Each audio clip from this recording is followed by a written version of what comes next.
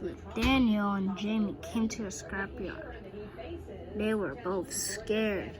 They saw a big diesel right there.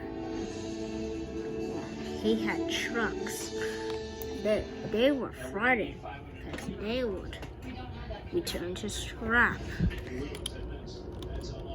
Like Daniel said, hello? What do you want?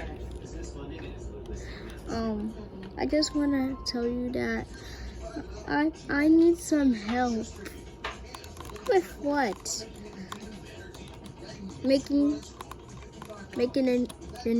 the sheds. Alright, I'll come help you. Just wait until I finish hunting. Okay.